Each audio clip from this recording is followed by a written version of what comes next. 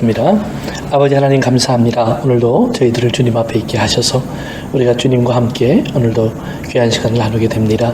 이 시간을 주님 인도해 주시고 부족한 종은 주님의 도구가 되어서 주의 진리만을 전하게 하시고 우리 모두 주님의 진리 가운데로 인도되어서 우리 주님을 알 수 있는 잘 아는 사람들이 될 수 있도록 우리의 믿음을 키워주시옵소서.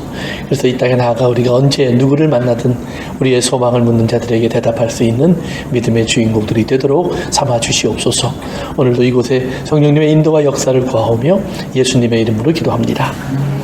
우리 룻기 2장 같이 한번 보겠습니다. 우리 8절부터요. 우리 13절까지 14절까지 보아스가 룻에게 이르되 내 딸아 들으라. 이삭을 죽으러 다른 밭으로 가지 말며 여기서 떠나지 말고 나의 소녀들과 함께 있으라.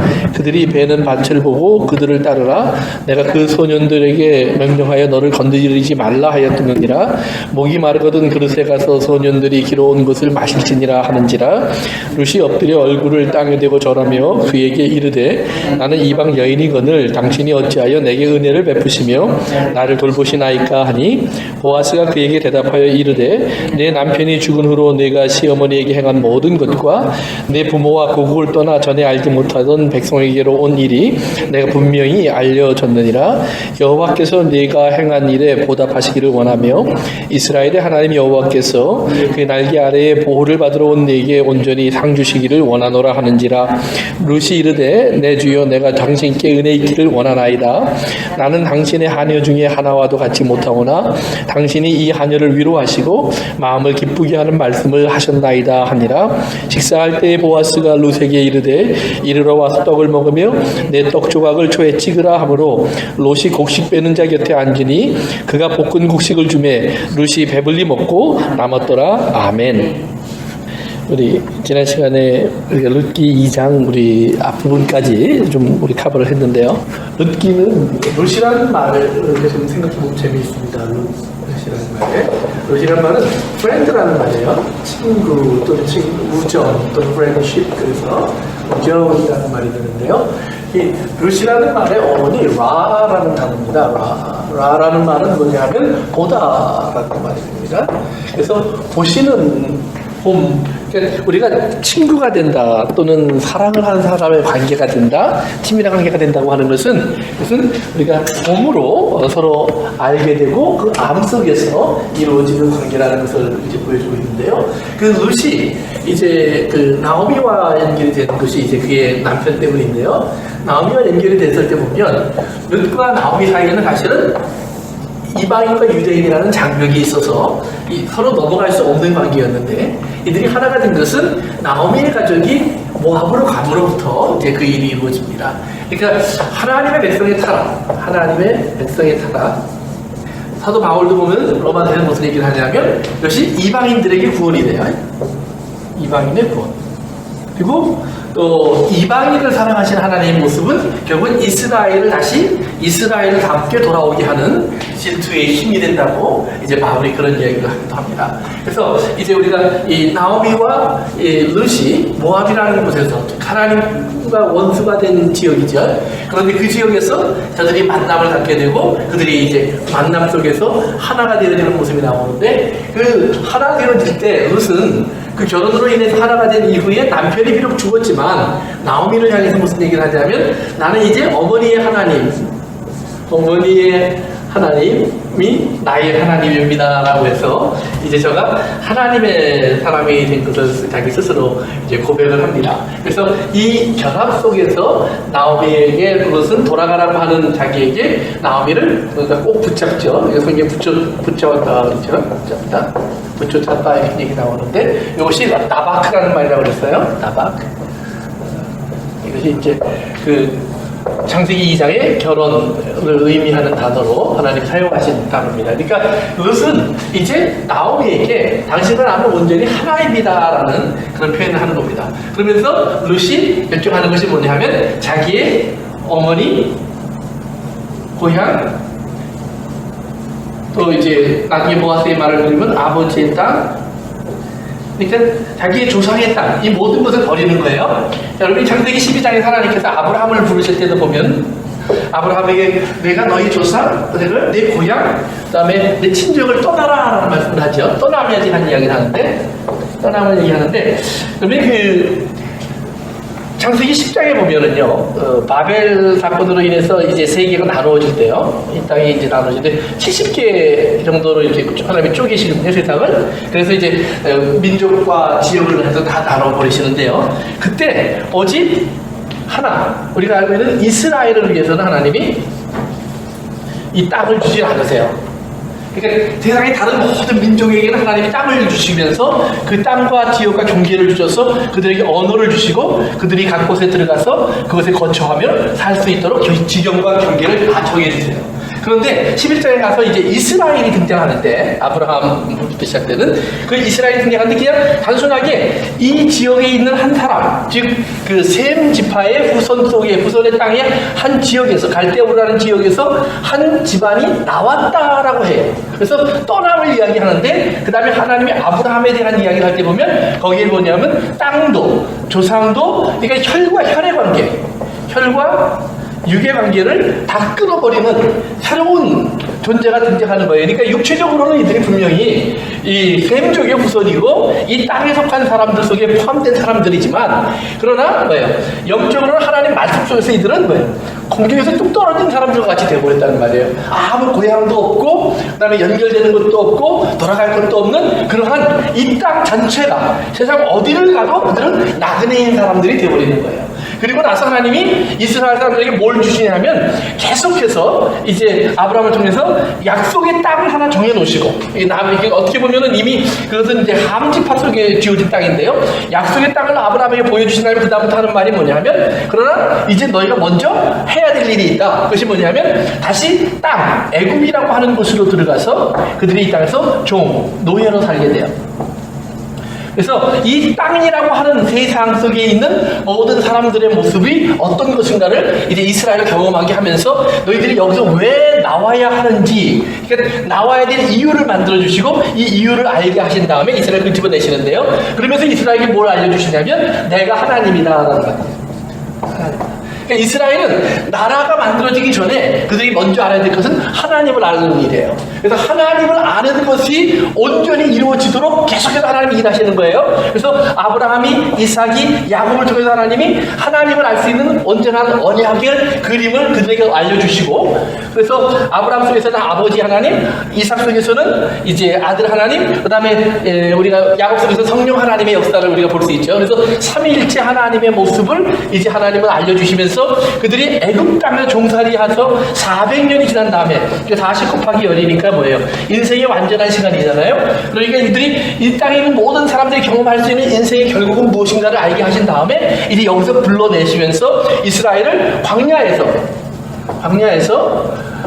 즉 아무도 원하지 않는 땅 속에서 그들을 뭐예요? 하나님의 나라로 만들어 버리시는 거예요. 그래서 너희는 이제 내 백성이고 내 사람이야. 그러니까 그 다음부터 너희들이 이제 하나님의 나라의 사람이 되기 위해서는 이제 들어가야 할 것이 있는데, 그 들어가면 떠남에서부터 시작됐다는 사실을 다시 알려주시는 거예요. 그러니까 하나님이 아브라함을 부를 때 셈과 관계에서 끊어버리시고 이제 애굽에서 끄집어내실 때 뭐예요? 세상과 끊어버리시면서 세상 속에 있는 원리와 세상 속에 있는 방법으로 사는 것이 아니라 또 다른 삶의 방법이 있는 것을 계속해서 알려주는 거예요. 그러니까 예수님을 이제 우리가 이제 사역을 봐도요, 예수님의 사역을 보면 예수님이 이 땅에 오셔서 하신 큰 일들, 기적, 능력 속에서 사람들은 자꾸 뭘 보냐면 땅에서 필요한 예수님이에요.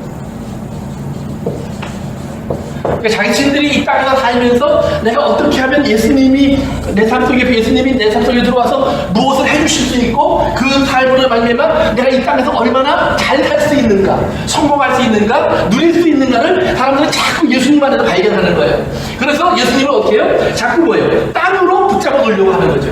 그러니까 예수님이 아니야, 떠나야 돼. 그래서 예수님의 떠남을 보여주시는 거예요. 그 떠남이 뭐예요? 결국 십자가죠. 그래서 예수님이 십자가로 떠나는 거예요. 그래서 우리나라 지금 뭐 돌아가신 분이지만 한신교회 이준표 목사님이 항상 주창했던 그분의 철학 같은 게 있었죠. 여기 뭐예요? 혹시 기억나세요? 별세 신학이라는 걸 했어요. 별세 신학. 이 별세라는 말이 예수님이 이 세상을 내가 떠나야 돼 라고 하신 말씀에 따온 말인데, 이것이 그리스어인데 히브리어로 바꿔놓으면 엑소도스라는 말이에요. 엑소도스는 출애굽이라는 말이에요. 그래서 출애굽하는 신앙, 이제 그런 의미로 이제 그분이 사용하셨는데, 그러니까 예수님이 뭐냐면, 아니야, 사람은 출애굽을 해야 돼. 그럼 출애굽하는 것이 뭐냐, 이 땅에서. 그러면 이 땅에 출애굽하는 것은 십자가를 지나가는 거다. 그래서 십자가를 지나가면 너희들에게 무엇이 오느냐? 부활의 삶이 와. 부활의 삶. 그래서 이 부활의 삶을 우리가 알아야 우리는 비로소 뭐예요? 이 땅에 있지만 땅에 속한 자가 아닌, 이 땅을 경계로 갖고 있는 사람이 아닌 하나님의 백성, 영적인 사람으로 살 수 있는 그러한 길이 열리는 거라고 이제 주님이 우리에게 알려주시잖아요. 그래서 예수님이 이런 기사와 이제 능력으로 자꾸 보여줄 때, 땅의 사람으로 예수님을 붙잡고 예수님을 왕으로 만들려고 하는 사람들을 예수님은 다 버리고, 그 다음에 뭐예요? 예수님이 부활하신 후에는 오직 하나님의 사람들만 찾아다니시는 거예요. 그래서 그들에게 예수님이 알려주신 것이 뭐냐면 하나님의 나라죠. 하나님의 나라. 그래서 사도행전 요즘 이제 공부하는데 하나님의 나라를 공부하고 있는데, 하나님의 나라가 무엇인지를 알려줘요. 근데 재밌는 거는 사도행전에서 예수님이 40일 동안 하나님의 나라를 가르쳤다고 되어 있는데 그 내용이 하나도 안 나와요. 그런데 우리가 그걸 무엇을 통해서 보냐면 그 다음에 제자들을 통해서 봐요. 제자들. 예수님의 제자들이 예수님이 하나님의 나라에 대해서 40일을 가르치시고 하늘로 올라가신 다음에 성령을 받게 되는데, 성령을 받고 난 다음에 제자들의 입에서 뭐가 없어지냐면 땅의 나라가 없어져요. 더 이상 그런 땅의 나라 이야기를 하지 않아요. 그러면서 걔들이 복음을 전파하고 하나님의 나라를 선포하면서 그 하나님의 나라의 선포 속에서 그 하나님의 나라 사람이 어떻게 사는 것인가, 왜 사는 것인가, 무엇을 사는 것인가를 사도행전은 계속해서 보여주고, 그것을 바울은 서신서로 만들어서 교회들에게 공면하고 있고, 요한은 이제 그 요한 1, 2, 3서를 거쳐서 요한계시록으로 가면서 이렇게 하면 그 나라가 올 때에, 이런 나라가 올 때에 그 나라에 들어가는 하나님의 백성들의 모습은 이런 모습이다 라고 마지막 시간까지 이제 알려주시는 내용들이 나오죠. 어쨌든 간에 이제 루시, 이렇게 자기의 고향을 떠나는 모습이 이제 오늘 성경에 보면 소개되어 있어요. 그래서 어머니를 따라서 제가 이제 하나님의 세상으로, 하나님의 나라로 들어왔는데, 하나님의 나라로 들어왔을 때 우리 지난 시간에 얘기한 것처럼 루시 이제 2장 1절에 보면 노아미가 자기가 나는 마라가 됐어 그리고 돌아와서 이제 두 과부가 사는 겁니다. 두 명의 과부가. 두 명의 과부의 삶은 뭐예요? 가난이에요. 도저히 그들은 부유하게 살 수 있는 길이 없는 사람들이에요. 그런데 재미있는 거는 이들이 돌아왔을 때 1장에서는 무슨 얘기가 나오냐면 하나님이 양식을 주셨다라는 얘기가 나오죠. 1장은 우리가 나오미 돌아올 결정을 할 때 하나님이 양식을 주셨다 그러고요. 2장 마지막 절로 한번 가보실까요? 우리 다 같이 한번 읽어볼까요? 시작. 이에 보아스의 소녀들에게 가까이 있어서 브리스와 밀추수를 마치기까지 이삭을 지으며 제 시어머니와 함께 거주하니라. 그렇죠? 무슨 추수예요? 보리와 밀의 추수예요. 그럼 보리 추수는 언제 시작하는지 기억하세요? 보리는 예수님의 부활을 상징하는 날이 초실절이잖아요. 그때 초실절이 뭐냐면 보리 첫 수확한 것을 가져와서 드리는 날이거든요. 그러니까 6월절 지나서 예수님이 부활하신 날이에요. 부활의 날. 그 다음에 밀추수는 언제, 이제 물론 그 전에 밀추수가 하지만 오순절날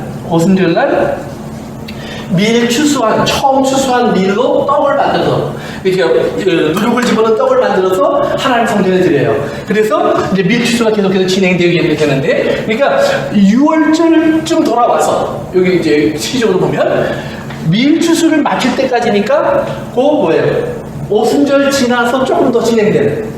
그러니까 한 3월달부터 한 6월달까지 요 시간 속에 일어났던 일이에요. 그러니까 참 룻도 보아스의 밭을 한 번만 찾아가는 게 아니라 아주 그냥 하나에 먹을 양식을 얻으려고 거기에 들어서 아주 눌러붙은 겁니다.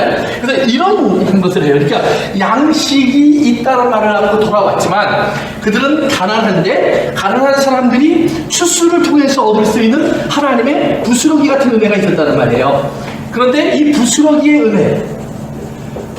은혜를 룻은 뭐라고 얘기하냐면 그것이 내가 가장 사랑받을 수 있는 은혜입니다.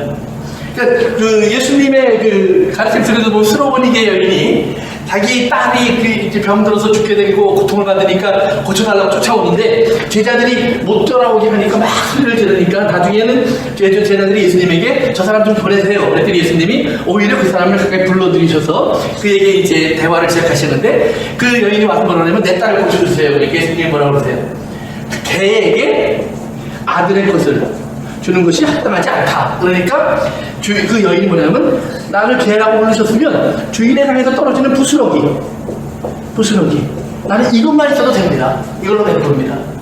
그러니까 부스러기를 사람들이 볼 때는 쓰레기 이렇게 볼 수 있지만 버리는 것, 그러나 수로보니게 여인에게 뭐예요? 이것이 그 어떤 것보다 소중한 것이 되는 거예요. 가장 작은 것이 가장 귀한 것이 돼요. 그러니까 룻도 뭐예요? 저가 쫓아나가서 추수해서 떨어진 이삭을 주겠다고 얘기를 했는데 이 부스러기를 룻은 뭐냐면 가장 귀한 은혜로 얘기하고 있단 말이에요. 내가 가서 은혜를 찾을 겁니다, 어머니. 그런데 그 은혜가 분명히 어딘가에서 나를 기다리고 있을 겁니다. 누군가가 나를 그 은혜로 발견해 주어서 사랑 안에서 나를 바라봐줄 사람이 있을 겁니다. 그러면 나는 그 밭에 머물겠습니다. 그래서 부스러기가 있는 걸 찾아 들어가는 거예요. 그런데 조금만 얘기하면 이 부스러기가 되게 풍요가 되는 겁니다. 그래서 풍요가 되어서 육체의 양식이 생기기 시작해요. 육체의 양식. 보세요. 그런데 그러면 이 모든 과정을 가능하게 하는 것은 뭐예요? 첫째는 하나님께서 이스라엘을 기억하시는 거예요. 기억하시는 하나님.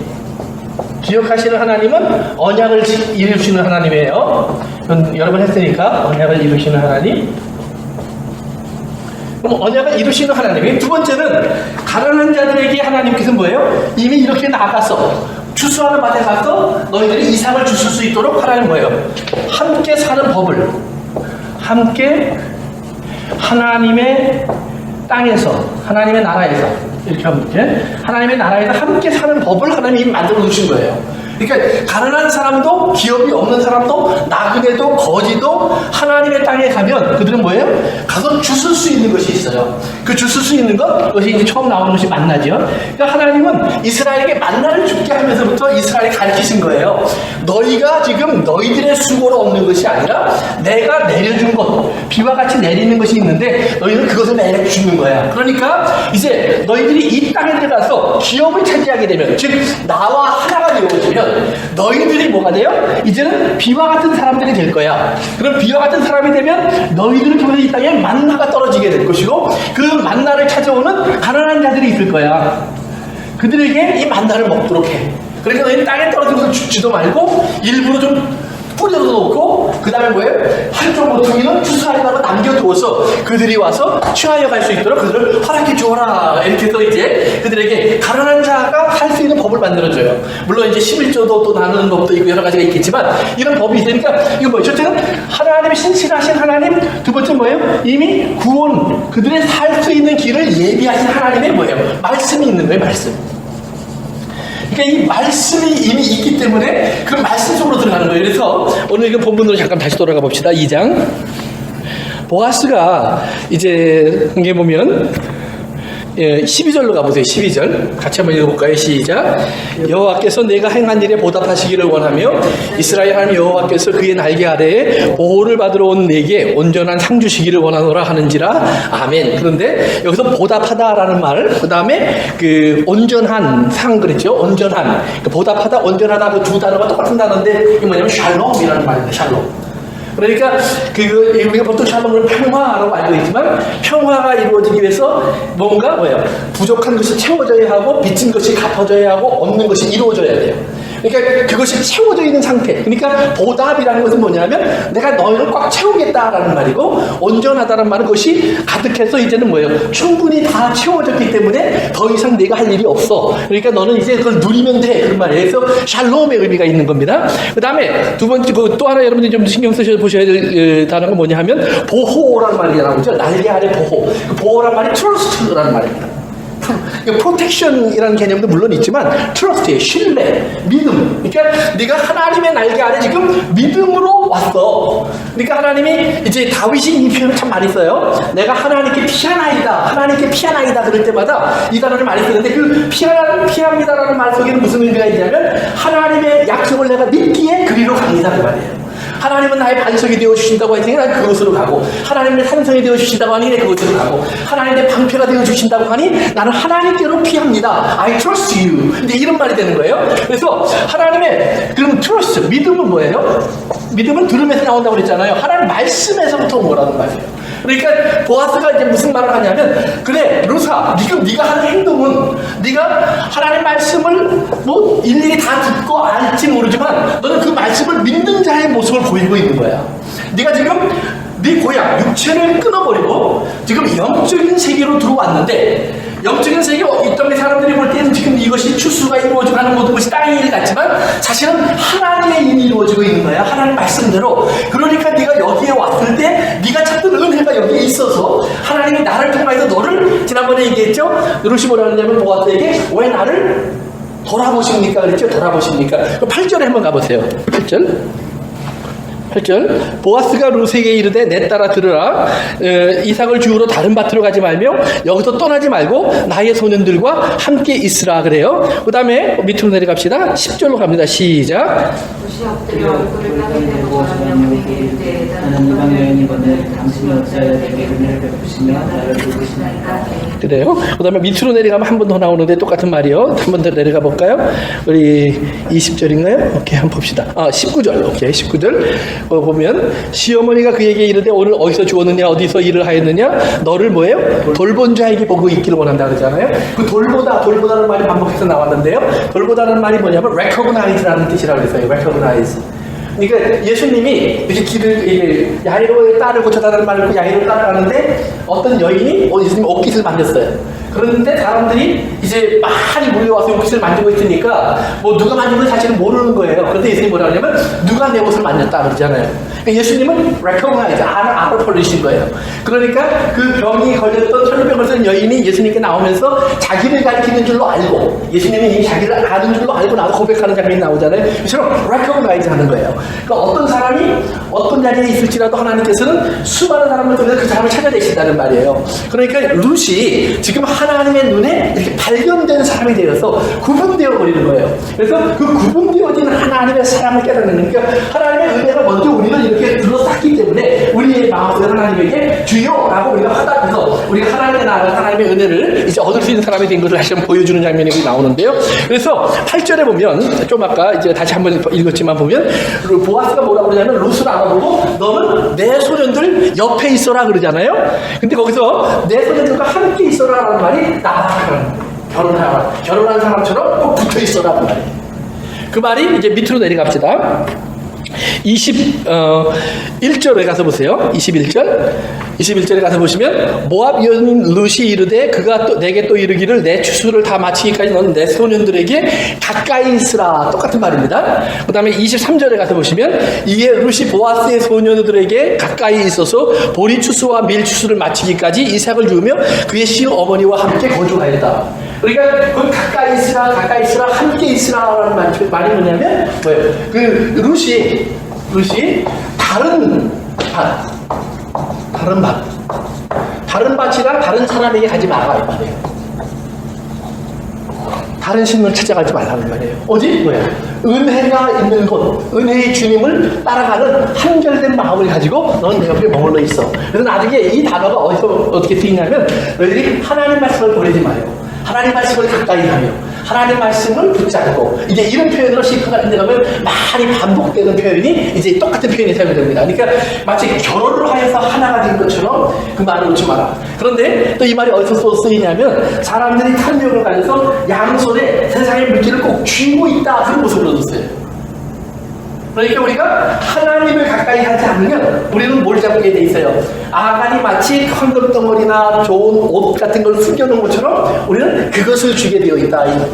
그러니까 예수님도 너희는 먼저 주의 나라와 주의 의를, 하나님 쪽을 가까이 해. 그래야지 안 그러면 먹고 마시고 입는 것, 즉 세상 것에 너희가 꽉 쥐을 수밖에 없고 너희들의 손에서 그것을 놓지 않을 수밖에 없어. 그러니까 너희들이 먼저 하나님을 붙잡아봐. 그러면 너희들이 이 모든 것을 더하시는 하나님을 너희들이 발견하게 될 거야. 그러면서 예수님이 이제 이끌어 가신 장면이 나와요.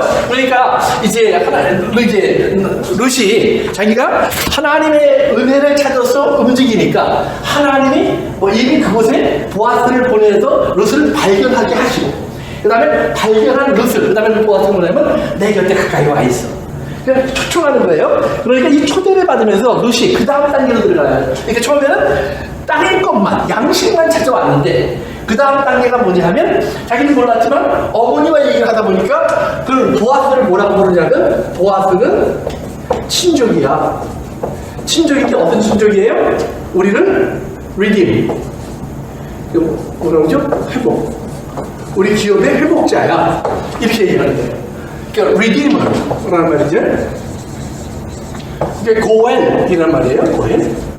그래서 보아스는 이런 거예요. 그러니까 친족은 제가 한번 설명했는데 기억나세요? 무슨 뜻이라는 거죠? 친족? 야다라는 말에서 왔다 그랬죠? 야다. 잘 안다는 말이야. 알다는 말이에요. 그러니까 보아스는 잘 아는 사람이야, 우리를. 근데 어떻게 그냥 잘 알아서 형편만 알고 처지만 아는 것이 끝나는 것이 아니라 이렇게 우리가 기도할 때도 보면 우리의 모든 것을 아시는 하나님, 그게 이제 이런 친족이신 하나님 이 말이에요. 그런데 그 아심에서 끝나는 것이 뭐예요? 끝나는 것이 아니라 그다음에 우리를 구원하시는 하나님. 그래서 회복자. 그리고 회복하기 위해서 하나님이 하셔야 되는 일이 뭐예요? pay price죠. 값을 치러 주시는 하나님이에요. 그러면 이 페이 프라이스, 값을 치러줄 수 있는 것을 가지고 계시는 분이 뭐예요? 부유한 부자예요. 이게 진정한 부자예요. 그런데 우리가 갖고 있는 부자라는 개념은 뭐예요? 이런 친족으로서 회복자가 되기 위한 값이 아니라 우리는 뭐죠? 나를 채우기 위한 부자잖아요. 그러니까 하나님이 예수님의 비유에서 예수님을 찾아온 그 부자 청년을 보면서 무슨 말씀을 하세요? 내가 한 가지 부족해. 네가 선한 일을 다 했지만 뭐가 못했어요? 너는 거인이 되지 못했잖아, 이 말을 하는 거예요. 부자 청년은 내가 죄 짓지 않았습니다. 드렸습니다. 십계명 지켰습니다. 내가 다 하나님 뜻대로 했지만 예수님 이미 볼 때에는 너 한 가지 꼭 부족해. 네가 주변의 사람들에게 이 역할을 하지 못한 거야. 이 역할을 하지 못했으니까 내게는 뭐예요? 이런 하나님을 너는 아직 모르고 있는 거야 라는 얘기를 하시는 거예요.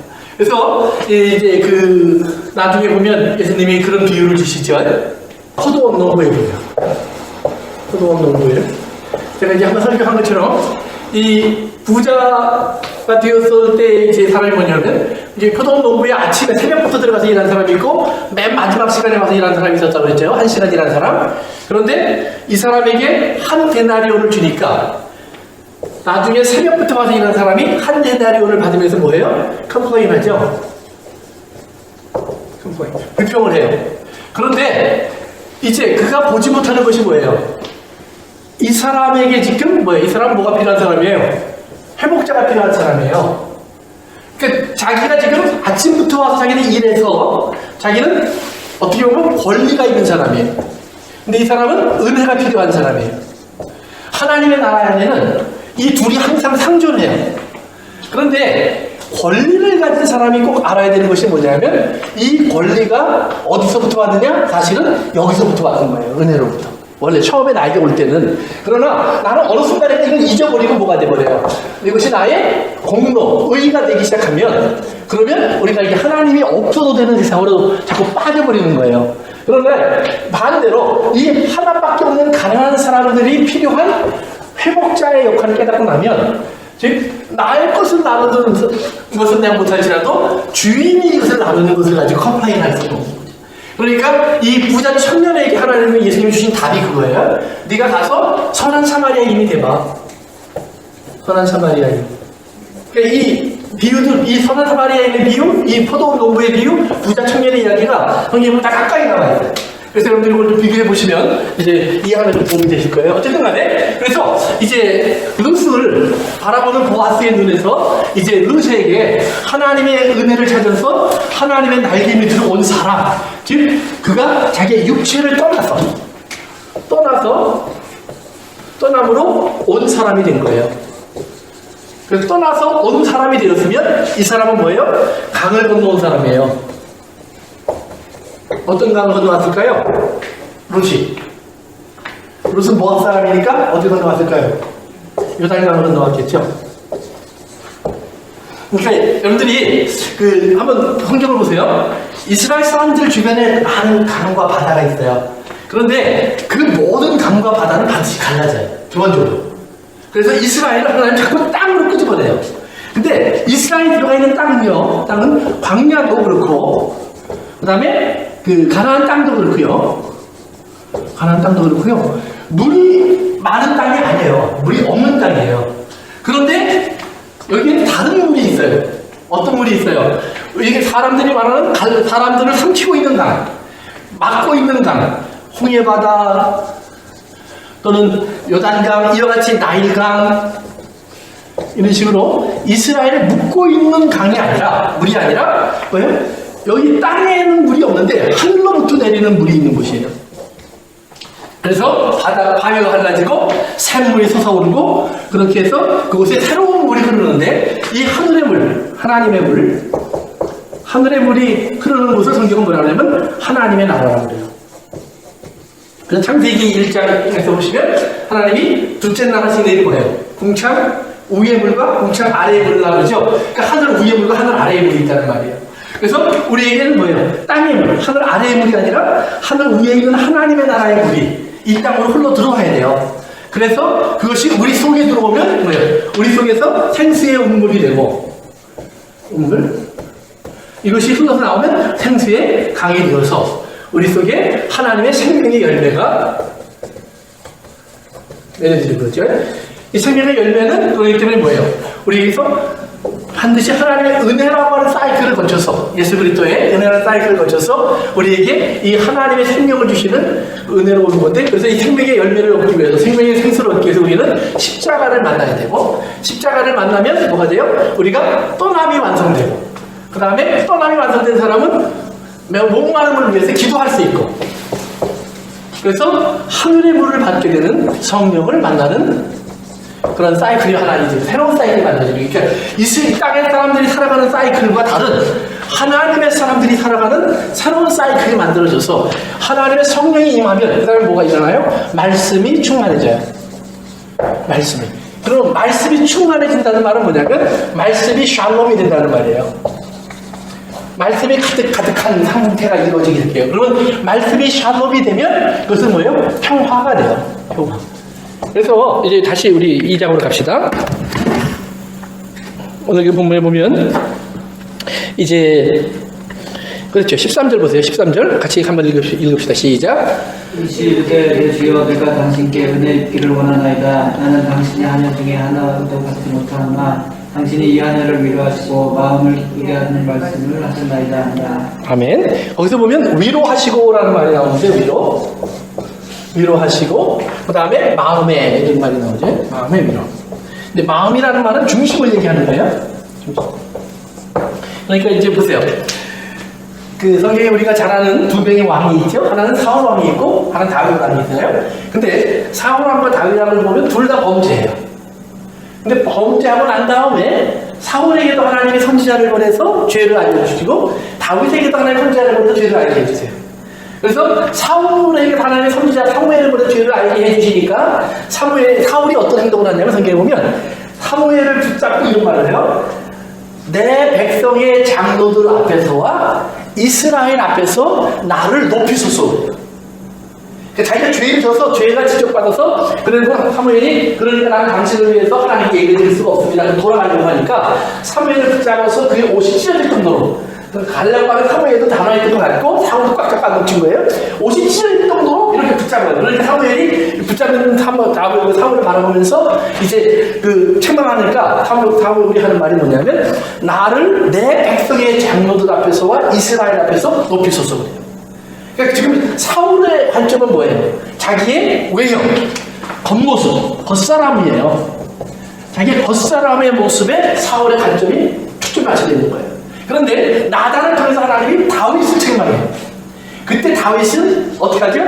바로 왕관을 벗어놓고 왕자에서 내려오고 왕의 옷을 벗어버리고 잿더미 위에 앉아서 머리에 죄를 뒤집어 쓰면서 뭐라냐면 나는 죄인입니다 그러면서 하나님 기도하기 시작하는 게 뭐예요? 이게 우리 잘 아는 이제 찬송이 있지요? 시편 51편에 찬송한 거, 정결한 마음 주시옵소서 주님, 정직한 영을 내 안에 새롭게 하옵소서 주님, 주의 성실을 거두지 마옵소서 주님.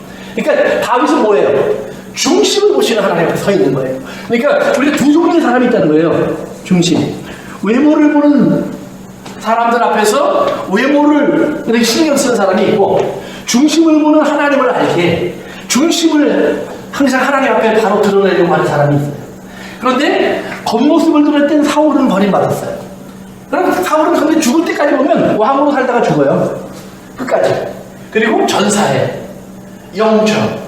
그래서 나중에 사울의 장례식을 하는 다윗이 뭐라냐면 이스라엘의 용사라고 불러줘요. 사울과 요나단의 죽음을. 그러나 다윗은 보세요. 다윗은 우리아의 아내를 죽였고 데려와서 우리아를 죽였고 그 다음에 그의 말년에 가면 예루살렘에서 자기가 숫자 자랑하다가 하루에 7만 명을 죽여요. 이렇게 끝까지 시작부터 끝까지 많은 문제를 일으켜요. 그런 사람인데 뭐예요? 항상 중심을 하나님 앞에 바로 하고 있어요. 그러니까 어떻게 죄가 없는 중심이 아니라 하나님을 잊어버리고 죄를 지을지언정 자기의 죄가 지적되고 발견되면 바로 하나님 앞에 항상 엎드려요. 그래서 자기의 중심을 하나님 앞에 바르게 세우는 사람이 되는 거예요. 그래서 하나님께서 중심에 바른 사람에게 뭘 줘요? 위로, 이게 나함이라는 말이에요. 나함이라는 말은 노아의 그 삶 속에서 여러 번 나왔던 단어인데 노아라는 말도 거기랑 같이 연결되는 말이에요. 이름 자체도. 그 다음에 하나님이 그 땅 위에 있는 사람들이 나면서부터 처음부터 악한 마음을 갖고 살아가는 걸 보면서 하나님이 후회하셨다 할 때도 나함이에요. 그러나 하나님이 또 세상을 물론 심판하신 것을 보고 하나님 또 후회하셨다 다시는 하지 않으리라 그때도 나함이에요. 그래서 나함은 다른 말로 뭐냐면 회개라는 말입니다. 회개. 그래서 성경은 뭐냐면 하나님의 회개를 만들어내는 사람이 있어요. 그러니까 이게 이제 우리가 잘 이해해야 돼요. 잘못 이해하면 우리가 막 하나님이 이렇게 저렇게 변경되는 것처럼 보이는데 그게 아니라 하나님이 어떤 사람의 고통을 보고는 하나님 뭐예요? 그 고통을 씻어주셔야 돼요. 덮어주셔야 돼요. 싸매 안으셔야 돼요. 왜? 자녀이기 때문에. 그러나 하나님이 어떤 사람의 마음을 보고는 뭐예요?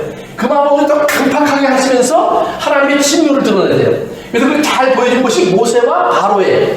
그래서 바로의 마음을 하나님 강팍하게 하셔서 그가 점점 더 하나님의 큰 진노와 하나님의 큰 분노의 능력 앞에 서게 해서 하나님의 보여주시는 모든 것을 그에게 다 쏟아붓게 하셔요. 그런데 모세는 반대예요. 하나님이 이스라엘을 향해서 진노할 때마다 하나님 앞에 모세를 엎드려서 하나님은 선하시고 인자하시고 자비와 긍휼이 풍성하신 하나님 다소 천대까지 은혜를 베푸신다고 하신 하나님 아니십니까? 그러니까 하나님 우리를 용서하시옵소서. 그러면 하나님이 내가 후회한다. 그래서 이스라엘을 향해 진노하셨던 것을 거두시고 그들을 용서하세요. 그래서 이 하나님의 용서가 일어나면 그 다음에 뭐예요? 우리의 회개가 일어났습니다. 그러니까 하나님은 우리의 회개를 위해서 하나님이 먼저 마치 죄를 회개하는 듯한 모습을 보이는 거예요. 그래서 그런 하나님의 모습을 우리가 발견하면서 우리는 뭐가 돼요? 거기서 하나님의 참 사랑을 알게 돼요. 그리고 그 사랑 속에서 우리는 하나님의 위로와 하나님의 이게 뭐예요? 그 다음에 안식으로 들어가는 거죠. 그래서 안식으로 들어가서 쉬게 하는 거예요. 그래서 이제 보아스가 룻에게 네가 하나님의 그 날개 밑으로 네가 피난을 왔는데 보호를 받기 위해서 왔는데 하나님이 내게 온전한 상을 주어서 너를 하나님께서 돌봐주시기를 원한다. 그러면서 그것이 뭐냐면 그것이 너에게 은혜가 될 거야. 그러면서 보답이라는 얘기를 하는데요. 상을 얘기하는데 상을 얘기하는데 그러면 그 상이 뭐냐는 말이에요. 상, reward. 하나님이 너에게 상을 주시길 원한다 그래요. 그런데 그 상이 결국은 뭐예요? 그의 수치가 변해서 안식이 되는 거예요. 우리 3장 1절로 갑시다.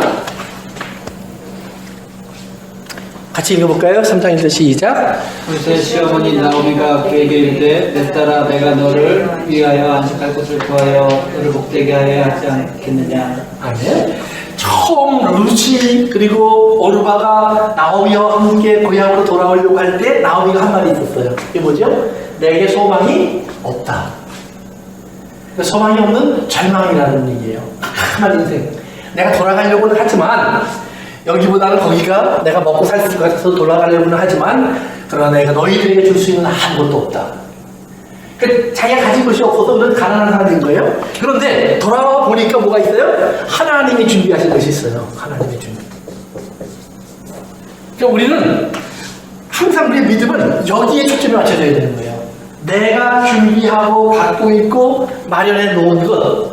이것은 뭐예요? 이것은 모세가 산에 올라갔다가 내려올 때, 두 번째 산에 올라갔다가 내려올 때 거기에 보면요 모세 얼굴에서 광채가 났어요. 그러니까 모세가 어떻게 하죠? 가려버리죠. 그래서 바울이 그걸 그렇게 설명하죠. 없어질 영광을 보지 못하게 하는. 이건 없어질 거예요. 그러니까 잠시 하나님의 어떤 특별한 은혜 때문에요, 우리가 어떤 영광스럽고 화려한 순간이 나타날 수 있다는 말이에요. 그런데 그것은 뭐예요? 사라질 거예요. 그러니까 없어지고 다른 게 보여야 되는데, 그러면 뭐가 보여야 되느냐? 진짜 하나님 앞에 우리는 겸손하고 하나님은 존귀한 분이라고 하는 사실이 우리의 삶의 믿음 속에 보여줘야 돼요. 그러니까 바울이 그래서 퍼스를 하는 거예요. 추구하는 것이 뭐냐면, 하나님 앞에서 교회는 겸손해라, 자기를 낮추라, 자기를 순종시켜라. 그리고 우리 속에 있는 이런 죄와 허물 속에 연약한 우리들의 모습을 하나님께 우리가 내려놓고 그의 은혜로 덮임을 받아라. 그래서 십자가의 은혜가 너희를 덮게 하라. 그러면 너희에게서 그 하나님의 크고 놀라운 영광이 너희들을 통해서 드러나게 될 것이다. 그래서 하나님의 영광은 어떤 우리의 화려한 겉모습, 아까 얘기한 사울이 추구했던 겉모습에 나타나는 것이 아니라 다윗이 얘기했던 중심의 사람이 되려고 하는 너희들에게 하나님의 영광이 임해서 십자가의 은혜가 임하고, 십자가의 은혜가 결국은 부활의 생명으로 이어지면서 우리에게서 찬양과 영광과 존귀가 주님 앞에 돌아가게 될 것이다. 그래서 이런 변화가 일어나는 삶이 너희 중에서 기다리고 있으니까 너희들은 정말 이 삶을 추구해야 돼. 그런 얘기를 하셨어요. 그렇죠? 이제 나오미가 결국은 이렇게 룻과 보아스의 만남을 깨달으면서, 보아스를 통해서 하나님이 큰 물질을 주세요. 그러니까 이제 룻이 나갔다만 오면 쌀이 생기고 밀이 생기고 보리가 생겨서 먹을 것이 자주 생기는 거예요. 마치 베드로가 예수님 말씀 듣고 그물 던졌더니 2배 가득 찬도록, 2배가 가득 차서 가라앉을 정도로 수많은 물고기를 잡은 현상이 나타났다는 말이에요. 그런데 베드로는 이때 뭘 하죠? 물고기 다 잡아놓고, 야, 이거 오늘 잔치하자, 돈 벌었다, 한탄 쳤다, 이런 게 아니라 뭐예요? 나는 죄인입니다. 그러죠? 저의 죄를 고백해요. 그리고 예수님은 내가 너를 달아나는 어부로 삼겠다. 그래서 달아나는 어부가 뭐예요? 아까 내가 2개의 물을 얘기했지만, 하나님이 물고기를 물에서 잡아서 그 물로 건져낸 다음에 나쁜 물고기를 어떻게 해요? 다시 던져버려요. 그 다음에 좋은 물고기는 따로 놔요. 어디다 놔요? 하늘의 물속에다 집어넣는 거예요. 하늘의 물속에다 집어넣는데, 그런데 땅에 눈으로 보면 뭐예요? 광야 같고 가나안 땅 같은 말이에요. 메마르다는 말이에요. 그러니까 여기 보면 죽을 것 같은 환경이에요. 참 힘들고 어려운 고난의 환경이에요. 그런데 이 고난의 환경인데, 마태복음 5장에 나오는 산상수훈에 보니까 너희가 이런 고난의 환경이 있을 때 기뻐하고 즐거워하라. 왜? 하늘에서 너희의 상이 큽니다. 그래서 하나님이 얼마나 기뻐하시는지를 너희들이 알 수 있는 그런 은혜가 있을 거야 라고 알려주시는데, 그 하나님의 세계를 아는 사람들이 여기에 들어가서 세상 사람들이 볼 때 그거 예수 믿고 뭐 나진 게 하나도 없네, 더 힘들어졌네, 고생만 잔뜩하네, 그러는데 여기 있는 사람들의 입에 나오는 찬송과 감사와 하나님 돌려지는 기쁨의 소리들이, 이런 기도의 소리들이 이 세상을 바꿔놓는 거예요. 여기에 들어가서 하나님, 내가 저 사람보다 부자가 되길 원합니다, 더 잘 살기를 원합니다 하는 것이 아니라 저들을 불쌍히 여기시옵소서라고 말을 할 수 있는 기도의 소리가 이제 우리의 존귀함을 드러내주시는 하나님 역할을 하는 거예요. 그래서 이런 자리가 준비되는 거란 말이에요. 그래서 나오미가 룻과 보아스의 만남을 보더니 뭐라냐면, 이런 많은 물질을 보면서 그 다음을 보는 거예요. 뭐예요? 하나님의 약속. 자기가 잃어버렸던 언약을, 그게 뭐예요? 땅에 돌아왔던 언약, 땅을 돌보신 하나님의 언약이 자기의 영혼을 돌보신 언약, 자기의 소망이 되는 언약으로 돌아와요. 그래서 자기 마음속에서 잊혀졌던 말을 해요. 그게 뭐예요? 보아스는 회복자다. 그러니까 룻은 저가 우리의 회복자다. 그래서 룻에게 이제 오늘 2장은 뭐냐면, 룻에게 보아스가 회복자인 것을 알려주면서 2장이 이제 마무리되는 거예요. 그래서 3장은, 그리고 4장은 그 회복자를 찾아가는 것, 그리고 4장의 끝부분에 가면 회복자로 인해서 하나님이 이루시는 하나님의 나라, 하나님의 세계에 이제 구세주 예수 그리스도의 탄생까지 이어지는 새로운 족보의 출발을 우리 보여주고 있어요. 그래서 그거는 우리 다음 시간에 하겠습니다. 그래서 오늘 거기까지만 하겠습니다. 그래서 여러분들이 오늘 룻이 떠남으로 인해서 들어온 하나님의 나라, 그 하나님의 나라가 겉으로 볼 때 잠깐 어떤 육체적인 회복과 같은 것처럼 보일지 모르지만 궁극적으로 뭐예요? 회복자를 기억하는 하나님의 나라. 그래서 그 회복자가, 그 부자가 있는 하나님이다. 그래서 하나님의 부여 속에서, 사랑의 부여, 은혜의 부여 속에서 우리와 같은 연약한 죄인들이 구원을 받게 되는 하나님의 은혜가 준비되어 있는 세상을 여기 꼭 기억할 수 있기를 바랍니다. 그래요. 오늘 거기까지 하고 마칩니다. 기도하겠습니다. 아버지 하나님 감사합니다. 오늘 저희들에게 주신 이 시간을 통해서 나는 하나님의 말씀을 저희들이 기억하게 하시고 간직하게 하시고 또 주님이 우리에게 주신 성령으로 말미암아 그 말씀이 때를 따라 기억되게 하셔서 우리로 주님의 그 큰 은혜와 상급이 우리를 위해서 예비되어 있음을 바라보게 하시고 주님께서 우리를 위로하시기 위해서 주님이 나함 주님의 분노하심과 진노하심을 오히려 후회하시며 우리를 품에 안으시는 하나님인 것을 우리가 깨달을 수 있도록 도와주시옵소서. 비록 땅의 나라를 우리에게 직영으로 주지 아니하셨지만 우리에게 하나님의 나라를 기업으로 주시는 하나님의 그 섭리와 계획을 바라볼 수 있도록 도와주시옵소서. 예수님의 이름으로 기도합니다.